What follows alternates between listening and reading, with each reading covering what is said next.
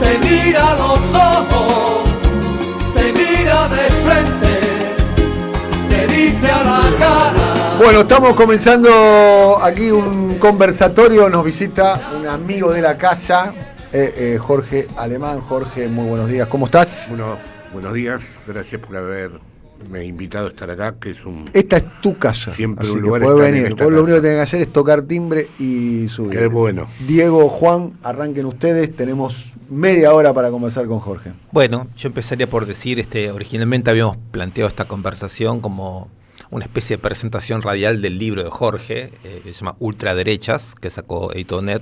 Lo tengo acá conmigo, pero evidentemente se sobrepuso la semana electoral. Y entonces mezclaremos los temas y aprovecharemos la cuestión de la coyuntura. Jorge, una primera pregunta que yo te haría es si tenés algún balance de lo que pasó estos días, pero te lo pondría en estos términos para empezar a conversar. ¿No es momento de empezar a pensar más seriamente el mileísmo como fenómeno político? Porque lo que yo encuentro es que en casi todas las conversaciones que voy teniendo, empezamos discutiendo el mileísmo y terminamos discutiendo el kirchnerismo. Como si todavía en la interna del peronismo o en la interna del kirchnerismo se cifrasen muchas de los intereses inmediatos que tenemos, mientras que el mileísmo goza de una salud que me parece que hay que analizar y pensar, porque es una salud muy nociva, pero que me parece que debería ser pensada muy centralmente. Creo que tu libro apunta ahí y preguntarte qué podemos comprender en estos días de la fuerza, la salud o la vigencia, llámalo como quieras, del mileísmo. Sí, estoy de acuerdo porque, cuando escribí el libro Ultraderechas, por supuesto no estaba pensando ni en las ultraderechas históricas, ni las referencias a los fascismos clásicos, sino a algo que había ocurrido donde se había separado, o había tendencialmente una separación entre el capitalismo y la democracia. Y podríamos decir incluso un cierto final de la hegemonía liberal, protagonizada por los neoemperadores. Por los neoemperadores que están en... Tipo Elon Musk. El presidente americano. Okay. ¿Estás pensando en Putin? En todo, sí. Cada uno tiene derechos sobre su territorio, a hacer lo que dispongan. No son ya políticos profesionales.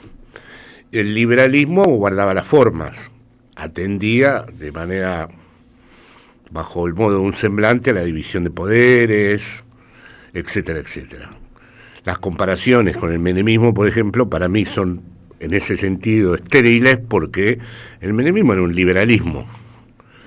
Yo creo que, efectivamente, el mileísmo tiene su propia especificidad política, es un ejemplo paradigmático de lo que las ultraderechas desean, así está considerado por las ultraderechas mundiales y por la más, digamos, virtualmente más potente de todas, que es la de Estados Unidos. Las ultraderechas miran el mileísmo y dicen, esto es lo que nosotros queremos. Esto, claro, es un experimento que interesa muchísimo, porque como está la decisión de no repartir más el excedente del capital, ni tampoco proteger al ejército de reserva, porque ya han encontrado nuevos, mecanismos para la acumulación del excedente, efectivamente el experimento argentino tiene su atractivo, que es ver hasta dónde las cosas se pueden producir sin que se rompan, ¿no? Es decir, es un proceso de extinción de lo político histórico, y de un trabajo con los agujeros simbólicos que se han producido previamente en el lugar, producidos por los dispositivos neoliberales y por las redes, y por la pandemia y por la combinatoria de los últimos años. Y bueno, todas las tapas de Europa se ocuparon, o sea, vine aquí a votar, pero de todas maneras seguí leyendo lo que ocurre allá, y todas analizaron el fenómeno electoral. Jorge, te quiero y una festejaron. Tensionando un poco una tesis de tu libro, de lo que estás diciendo, para pensar más radicalmente el balance de lo que está pasando en Buenos Aires, en Argentina, en estos días. Si yo me tomo en serio tu tesis de que estamos todavía haciendo el duelo de la revolución, si la revolución no estaría presente en este momento como una posibilidad, entonces puedo deducir que la juventud que vota el mileísmo está extrayendo correctas conclusiones de esta tesis respecto de que la revolución no está vigente. Quiero decir con esto, que si una cantidad grande de jóvenes escucha los discursos nacional populares, escucha el discurso que hay sobre las instituciones como el Estado u otras, y las tiene que escuchar desde el punto de vista de que ya no hay una transformación posible, que lo único que queda es algo así como amortiguar los golpes y los impactos y dañar las heridas, quizás puedan percibir ese discurso como vacío, lo puedan percibir como una retórica completamente inútil, e incluso lo pueden percibir como un kiosco, como un negocio, como una manera de hablar ganando dinero de cosas que en la práctica ya no tienen una referencia en la realidad. Y por el contrario, la ultraderecha por momentos parece racionalizar muy bien entonces ese mundo en el que todo depende de vos, de tu esfuerzo, de una adhesión directa a las nuevas tecnologías y a los nuevos consumos. Y aparece un efecto de verdad que, siendo muy ideológico, también aparecería desde ese punto de vista como una suerte de correcta verificación del mundo que se nos ha dejado. Entonces mi pregunta es esta: ¿fue correcta la posición de los intelectuales que estos años han hablado de la revolución como de una imposibilidad y como una situación solo a duelar? No, pero el problema de la revolución es que no estaba en manos de los intelectuales, ¿no? O sea, la revolución se hacía con algo muy inmediato, con algo que estaba ahí.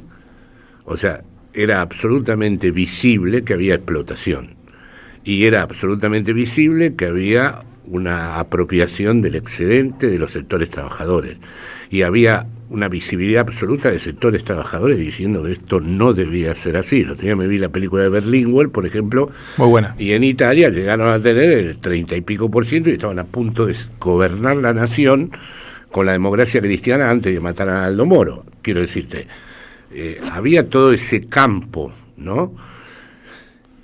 ¿Cuál es el problema? La Brigada Rosa mata a Aldo Moro, y para muchos esa cesión que tenía que hacer la burguesía de sus posibilidades referidas a la explotación era por la lucha armada.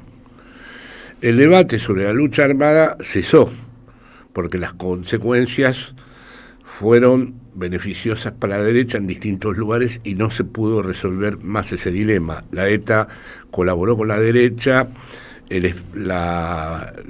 lo que sucedió en Perú con la última organización armada. ¿Con Sendero Luminoso? Sí, con Sendero. No fue precisamente algo revolucionario, y por lo tanto no fue un problema de los intelectuales, fue un problema de toda una estructura política que se hundió, que no encontró más, y además en la película Berlinguer, si la viste, sí, me encantó. Lo que le pasa al tipo cuando va a la Unión Soviética, se da cuenta que eso no lo va a poder trasladar a ningún lugar. Sí.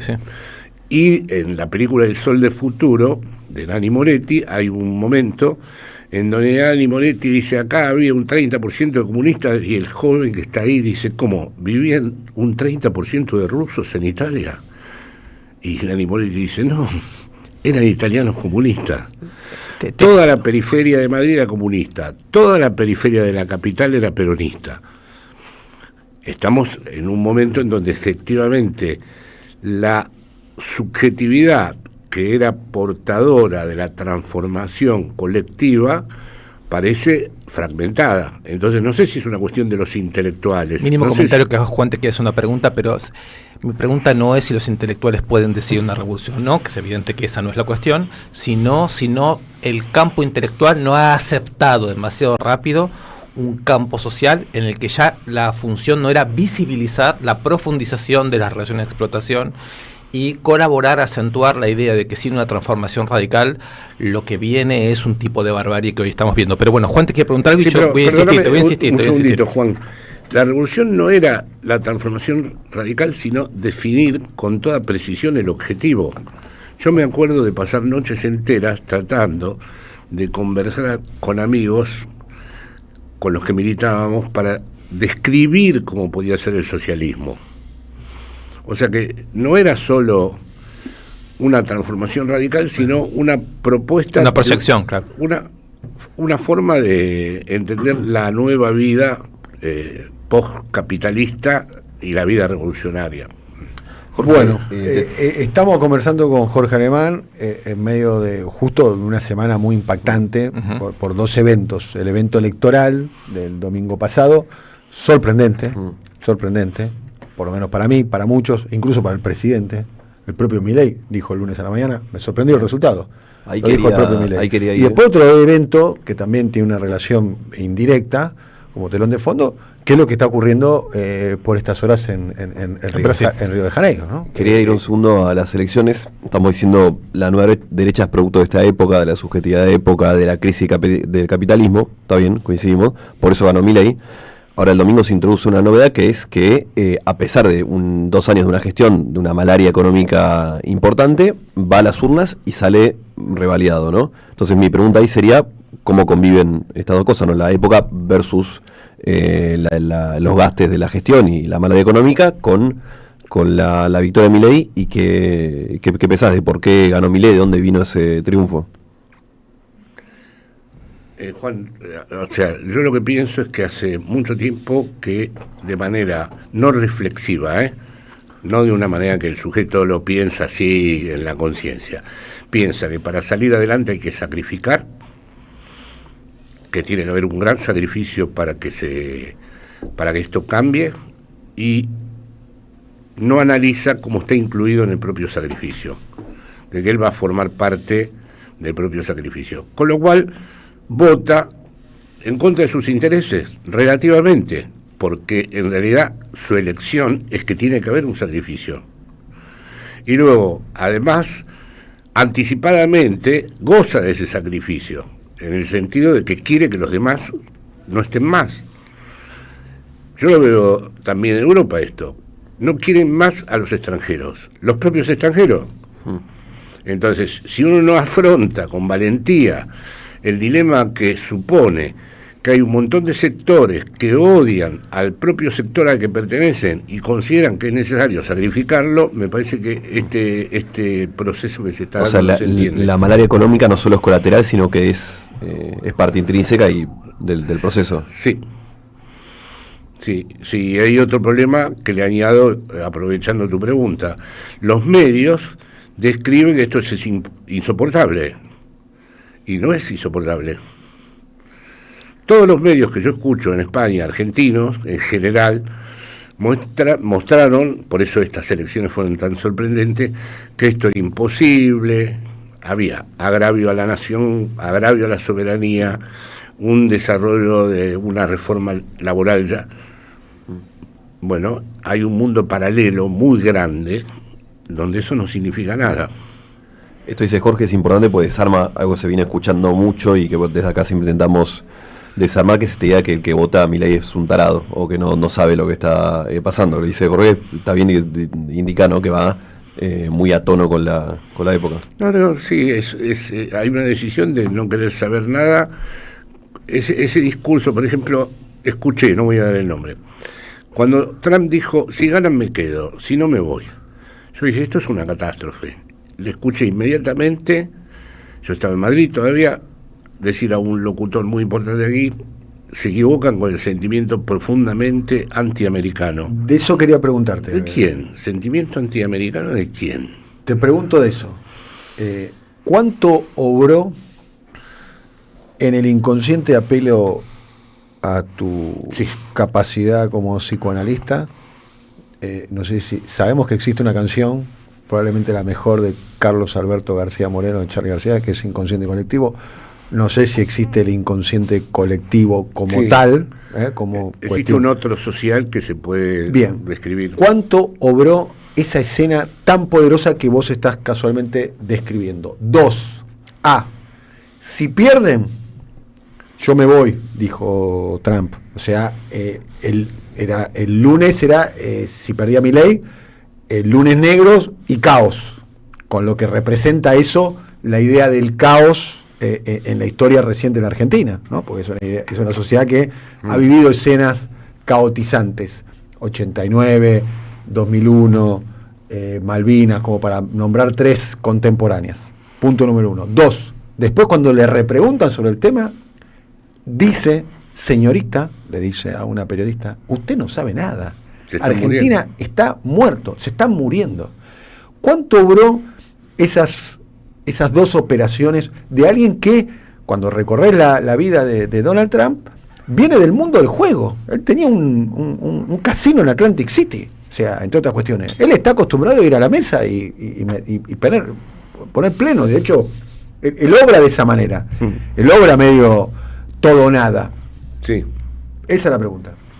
Para mí, por supuesto, obró como un garante definitivo. Para mí fue un desastre eso. Está bien, pero ¿cómo obró en el votante, digo? En el A ver, votante, una cosa es el el votante Estado, obró como el amo que tipo que tiene bono. No. El votante más vulnerable de todos también obró como el garante de que las cosas iban a seguir en su sitio si él apoyaba. Y que si él se iba era una catástrofe.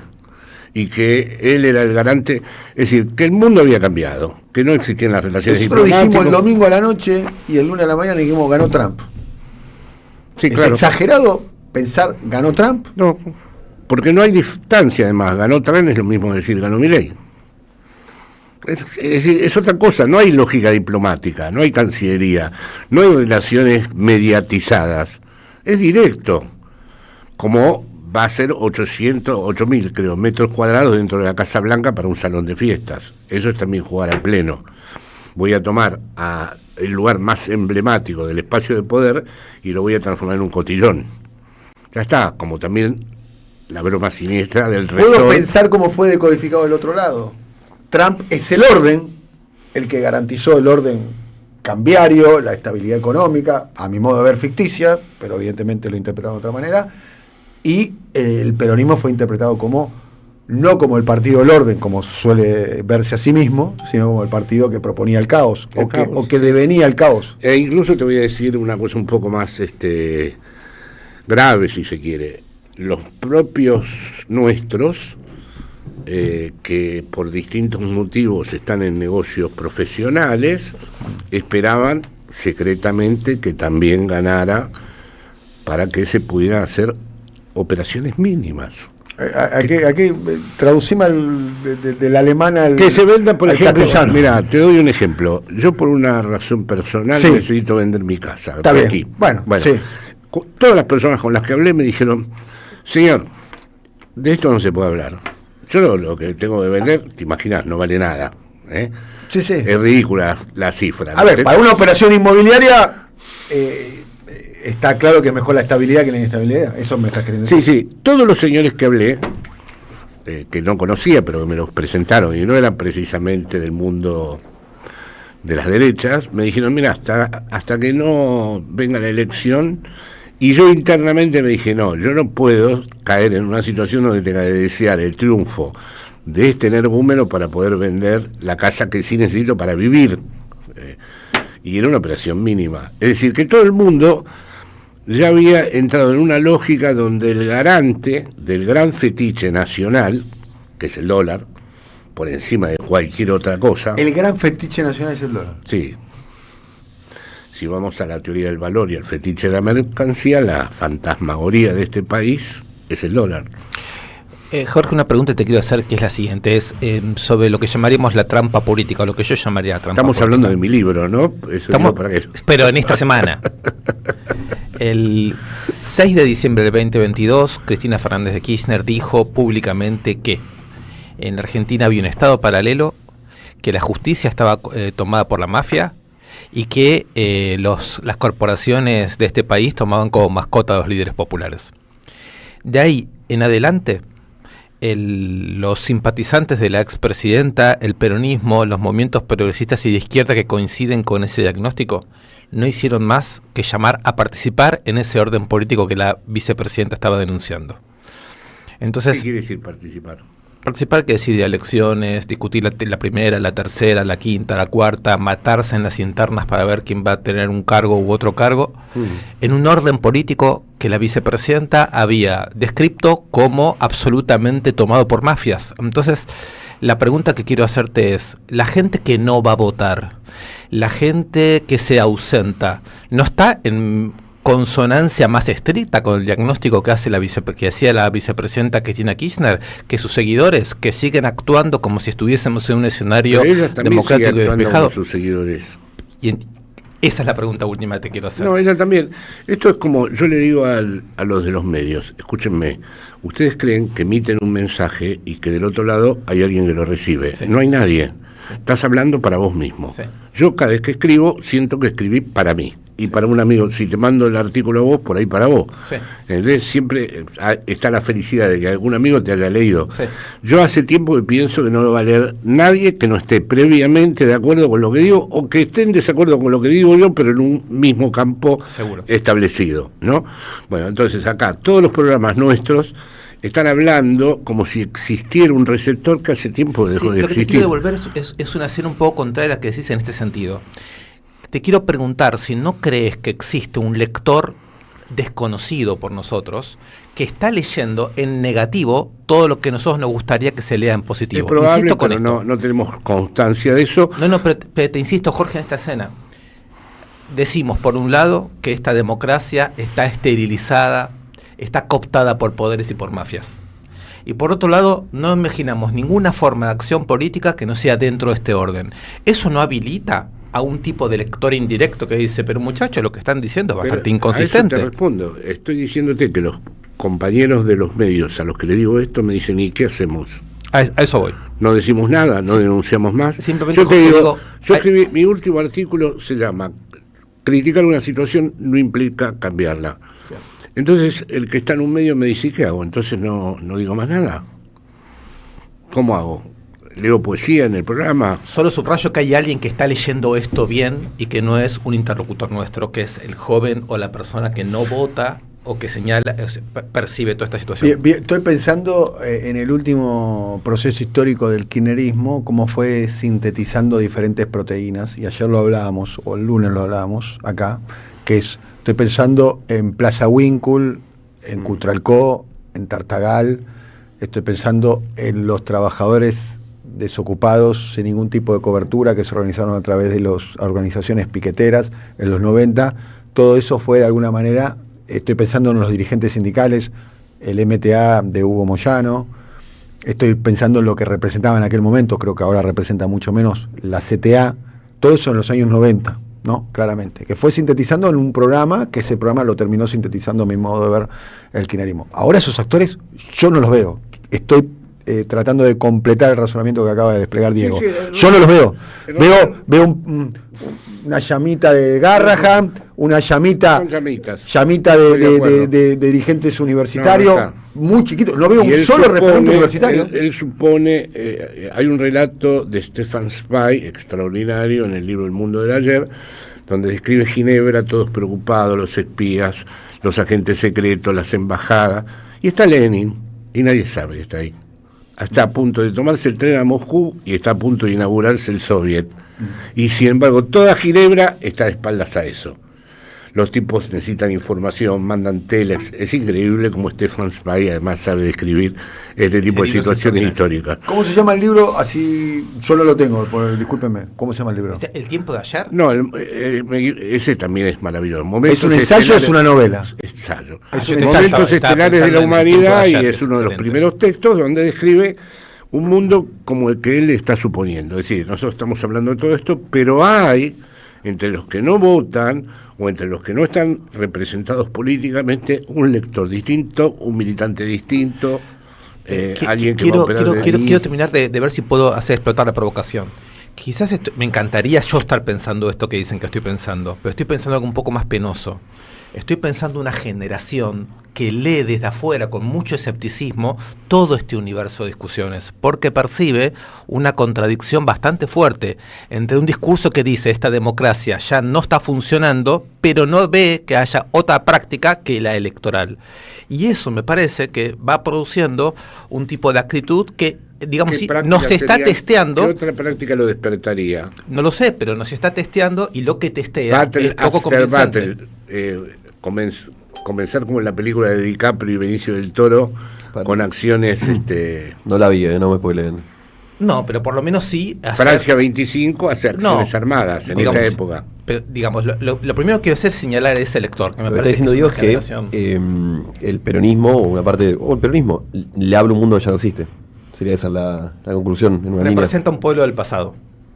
Versus Milei o la nueva derecha, que sí encastra con esta época. Y Es ahí un el problema, fenómeno en ese sentido más actual. y ahí, si llegamos a la conclusión, el problema es mucho más grave que Eso. nombres internas, Exacto. sino que es que estás en otro siglo, si se quiere. Sí, y quiero señalar algo, Juan, que muchas de esas personas son lectores del presente. No son personas incapaces de lectura. Esta generación actual tiene una lectura descorazonadora, desmoralizante. Nos percibe en nuestras discusiones como parte de un pasado. Por supuesto, ya quisiésemos nosotros que esa fuera una generación revolucionaria. No estoy prejuzgando sobre el digo. Lo que digo es que ahí hay un lector muy desafiante y muy problemático. Yo, de todas maneras, para volver a mi libro Ultraderecha, sí propongo que dilucidar y analizar qué tipo de sujeto histórico se puede presentar se vuelve dificilísimo en las circunstancias históricas en donde las ultraderechas están ganando el espacio de la política. Y añado algo que le decía a Diego antes de entrar aquí. Yo voy a reuniones que me invitan aquí de grupos que se reúnen a discutir cosas, 20, 30 personas.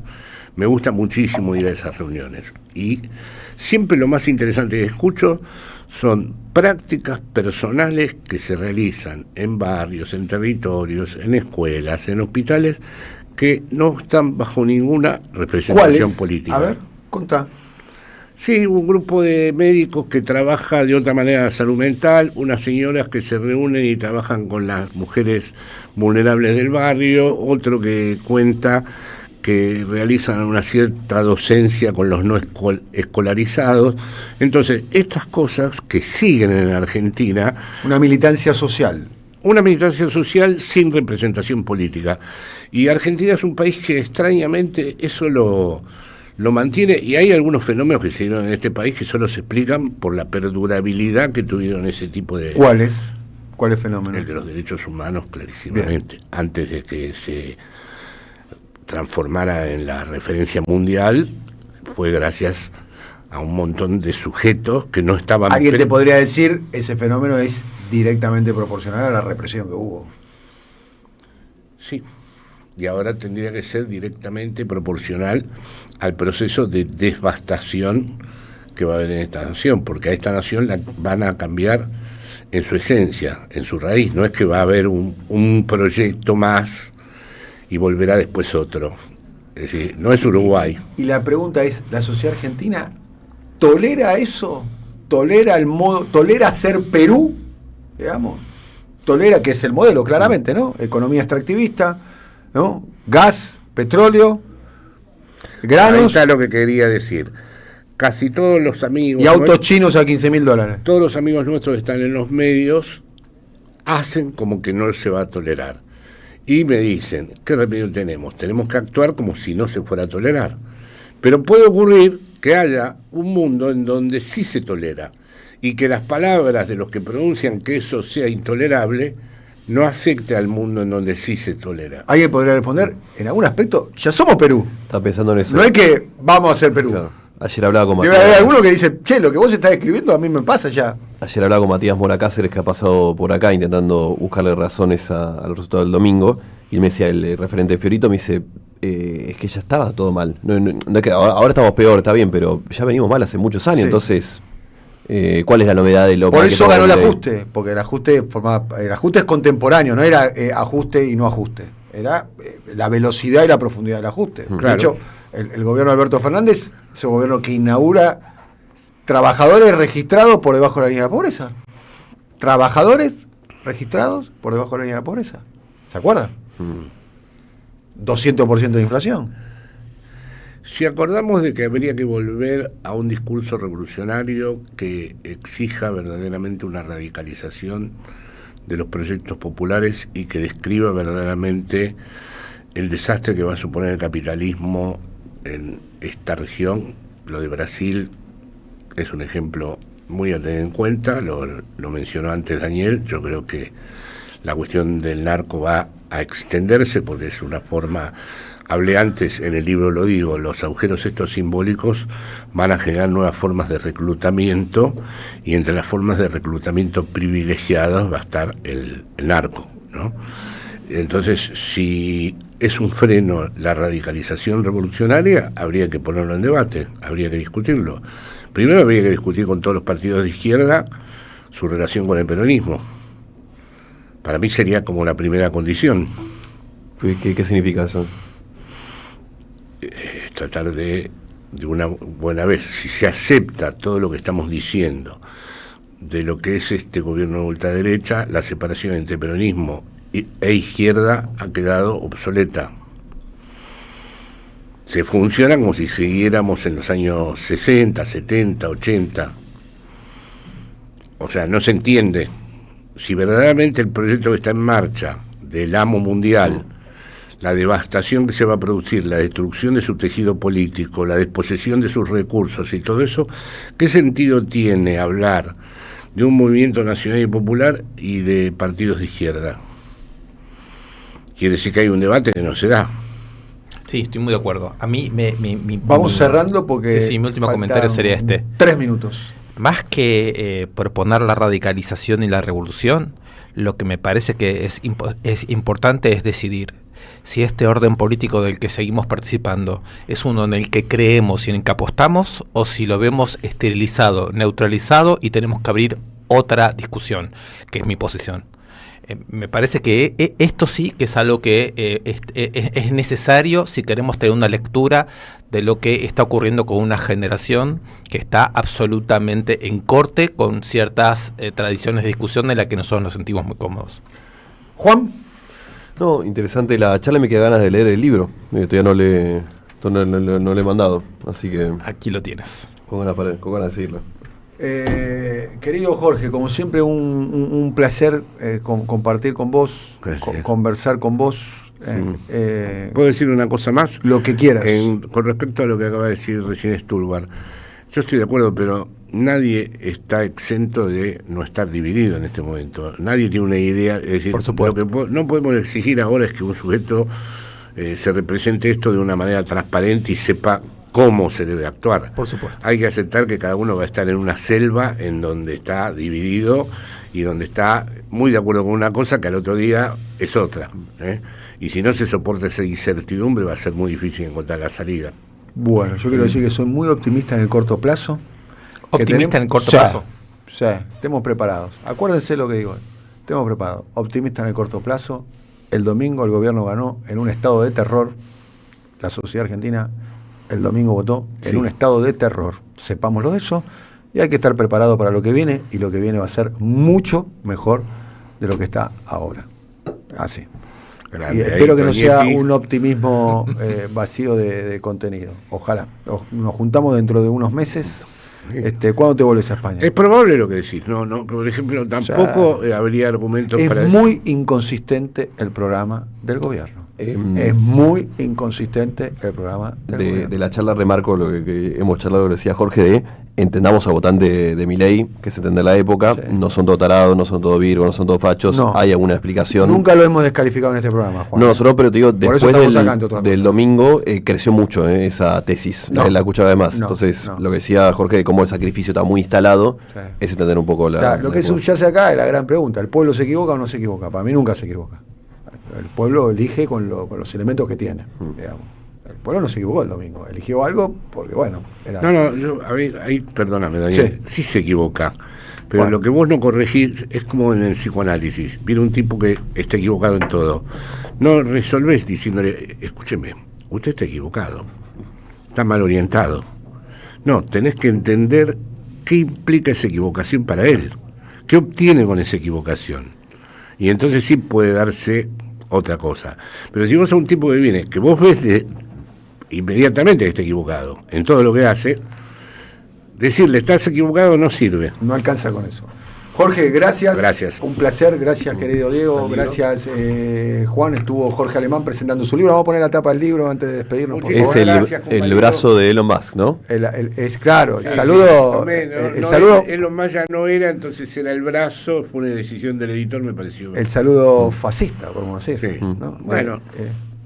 El saludo al sol, ¿no? El tipo ese mandó, no sé si lo sabes, Juan, al espacio los 3 tomos de Asimov de Fundación, con una placa que lo protegiera, o sea, son unos personajes... Bien. Ya llega Félix Bonavita con su show radial aquí en AM530. Que tengan un muy lindo día. Mañana ya jueves, mañana nos vemos acá el día jueves. Ojalá que le vaya bien a Racing esta noche, lo deseo de corazón. Ya llega Félix Bonavita con su show radial. Bye bye.